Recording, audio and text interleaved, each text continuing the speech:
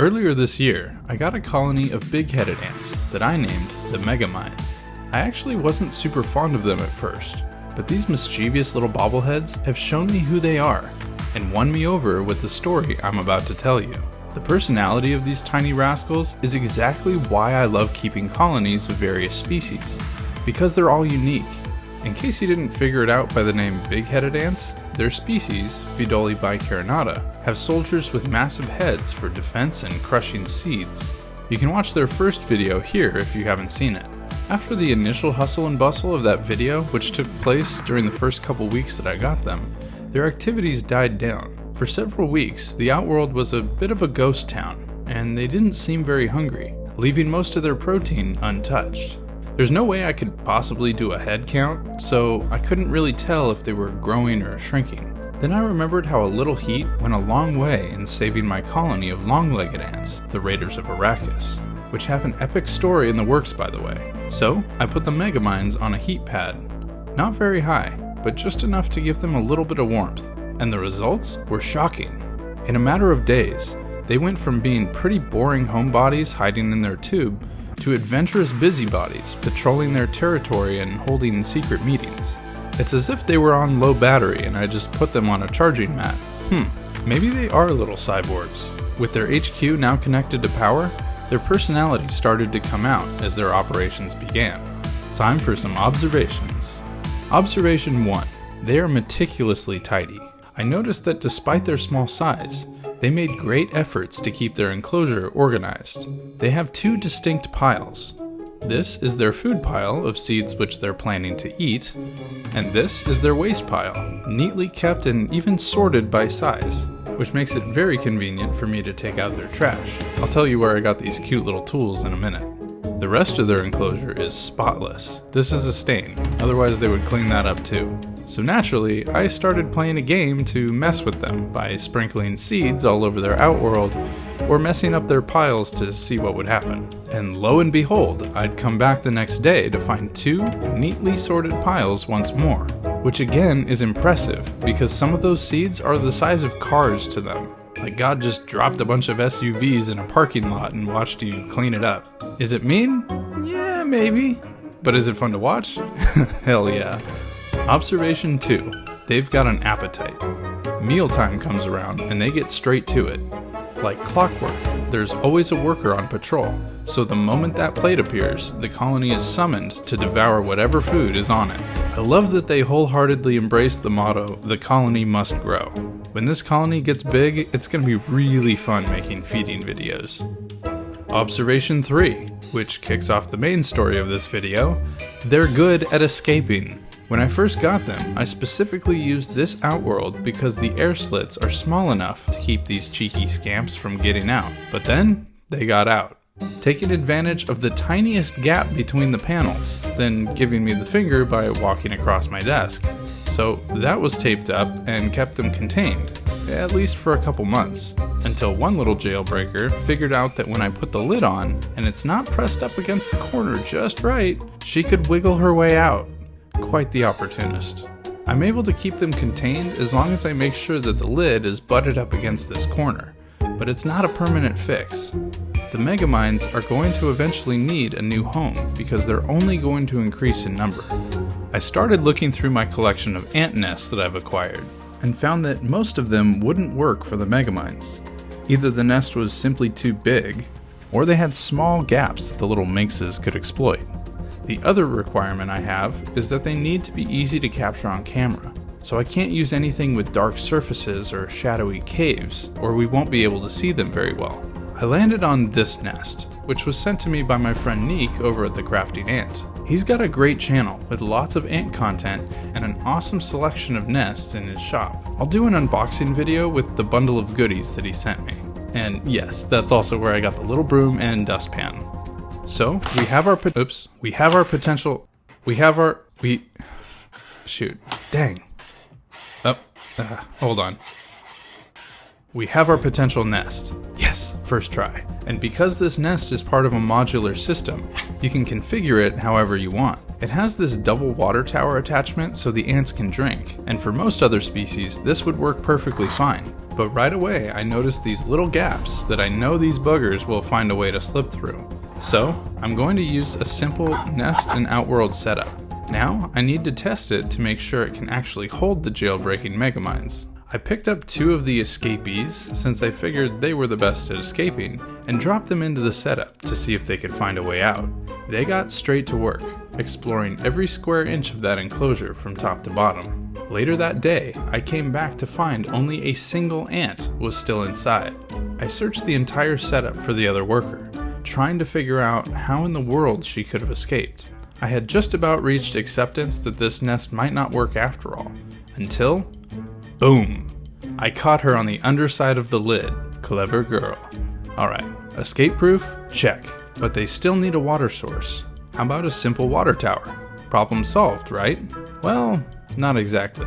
Once again, their size poses another challenge. They're so small that they get sucked up into the bottle and just kinda float there on the surface. Luckily, I was able to save 2 of them. Then I found these water feeders with a tiny little sponge they can drink from, so there's no possible way that they could drown.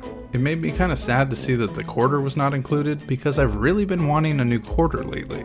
I went ahead and bought it anyway, but shipping got delayed. I have a story to tell and I gotta get this video out, so I'm making my own. I took one of the little plastic capsules I use for catching queen ants, and made a mini test tube setup with a cotton ball. See, you can get creative with what you have.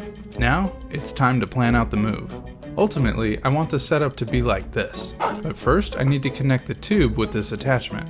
Rather than connect it directly to the nest, I'm going to give myself some options with this feeding corridor in case they take a while to move or I need to connect the outworld. Now, I'll just lock everything down just to be safe. And just like that, our nest is ready for the move. Okay. Here we go. Removing lid and initiating transfer. I'll just tap out the extra seeds and connect the 2. And stop. I don't have footage for what happened next because for whatever stupid reason, I stopped recording. So allow me to describe the situation for you as it unfolded. As I attempted to connect the test tube, it refused to fit onto the adapter. So naturally, like a frickin' genius, I set it down on the table in order to close the lid to the outworld. Ants began pouring out like a bunch of 3rd graders that just witnessed a piñata get ripped in half. So I quickly grab the 2 ends and do my best to keep the tube connected to the nest to prevent more from escaping. Needless to say, the ants are still slipping through the gaps. Now, I find myself in a situation where both hands are completely occupied and I can no longer put the tube back into the box because I had closed the lid. Reaching for my camera at this point is out of the question, and there's no possible way I could put it down for even a second. So I did the only thing that I could. Babe? Babe! Honey, I need help! But alas, she was blissfully unaware in another room, headphones on, probably listening to Taylor Swift. And I'm left sitting there like an idiot with ants crawling up my hands, as I shout louder and louder until reaching a cringeworthy level of intensity that probably convinced the neighbors I was either mortally wounded or violently yelling at my wife. Finally, she heard me, thank God, and I told her to hold the tube for me while I hit record and figured out what to do. And this is where we continue. Alright. Oh my God. Just hang on. Oh my gosh! Go! Okay. Shoot, what do I do now? Just holding the tube against the nest was clearly not working. So I tell her to start sweeping up as many ants as she could into the outworld. And I gotta see this through, so I start making a seal out of putty. But that is also very ineffective, and ants are slipping out left and right. A bunch got crushed in the putty, ants are freaking out. I'm trying to get as many shots as I can so that I can even tell you this story.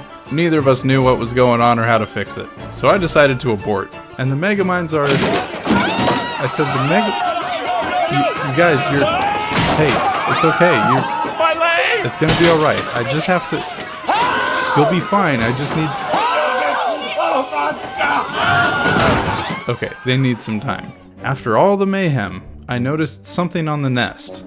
If I slide out this little insert, it allows me to attach a small size test tube. As much as I was kicking myself right now for not seeing that ahead of time, this means that my plan might actually work after all. Do you hear that, Megaminds? You'll be able to... Everybody stay calm! Stay calm! I needed to let things die down before trying again. The next morning, things were looking fairly calm at Megamind HQ. There were a handful of workers in the Outworld, but the majority were still inside the tube.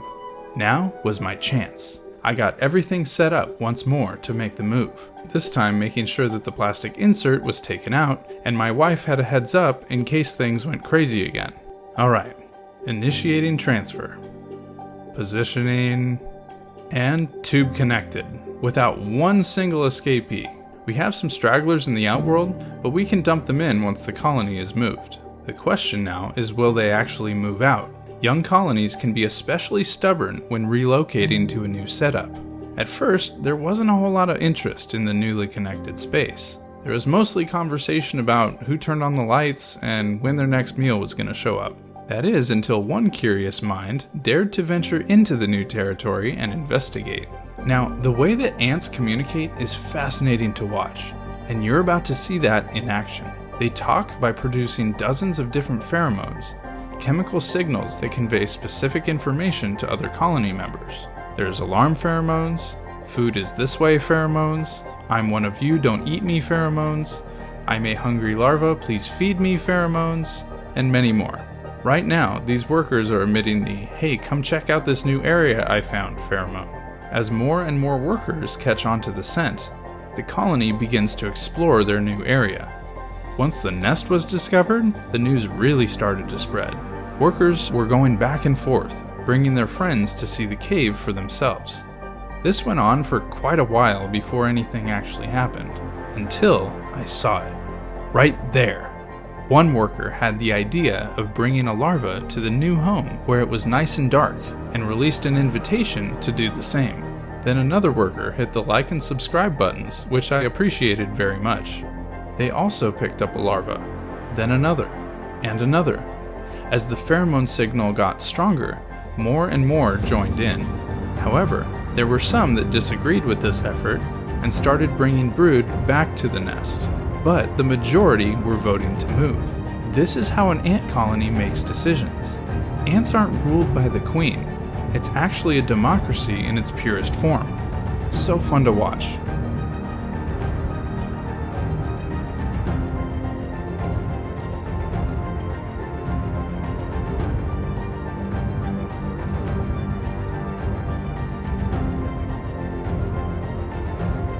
The brood pile continued to shrink until most of the colony had left.